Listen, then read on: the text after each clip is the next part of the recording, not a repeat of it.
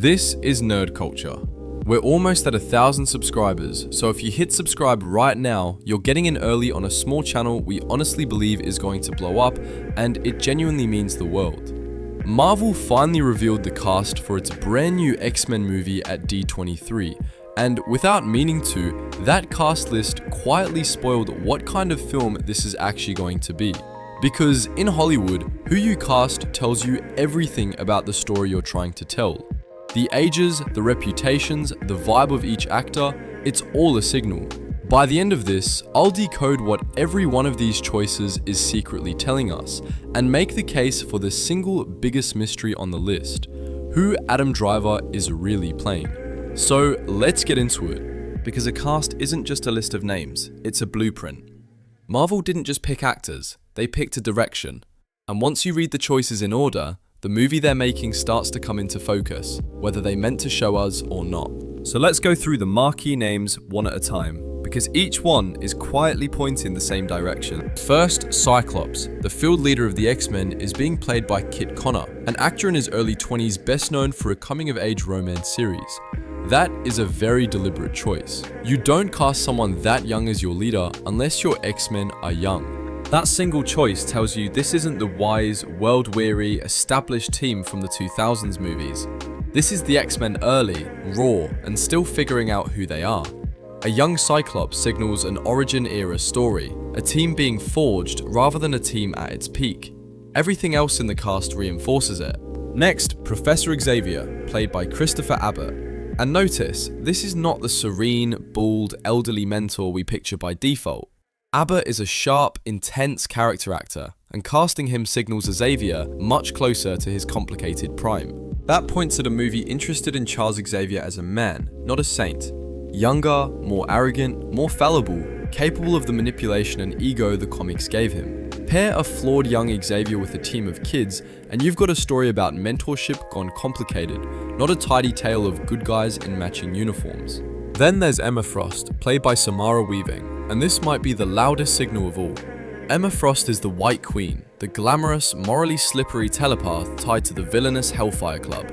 Putting her front and center changes the whole flavor.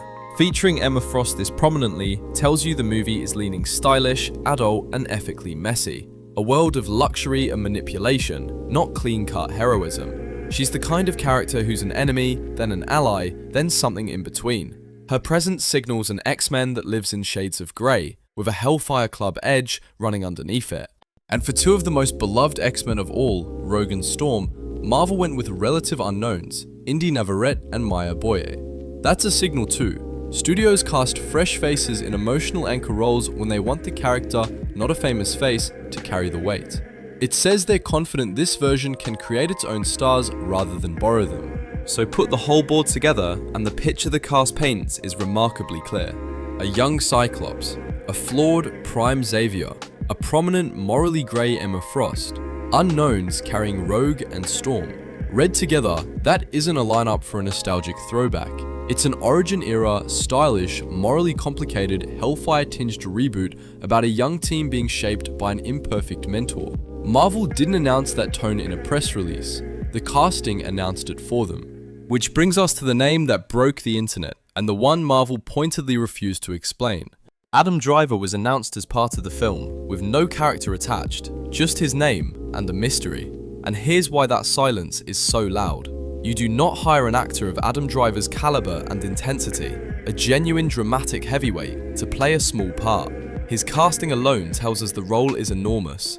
So let's reason it out, and I want to be clear this next part is speculation, not confirmed.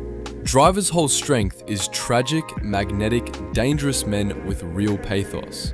In X-Men, that profile screams one of two roles.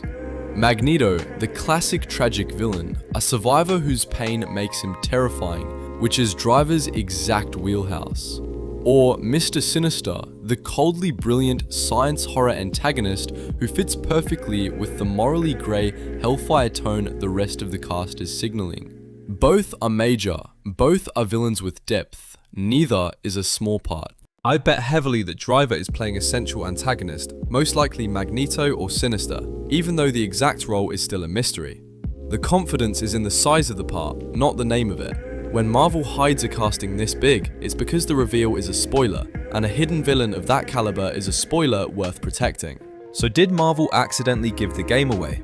In the ways that matter most, yes. The tone, the era, the moral texture, all of it is written right there in the casting. Here's the bottom line. This cast list is a story in disguise. A young team, a complicated mentor, a glamorous grey area telepath, fresh faces for the heart, and a heavyweight hiding as the villain. It tells us this X-Men is younger, edgier, and morally messier than anything we've seen on screen, arriving May 5th, 2028.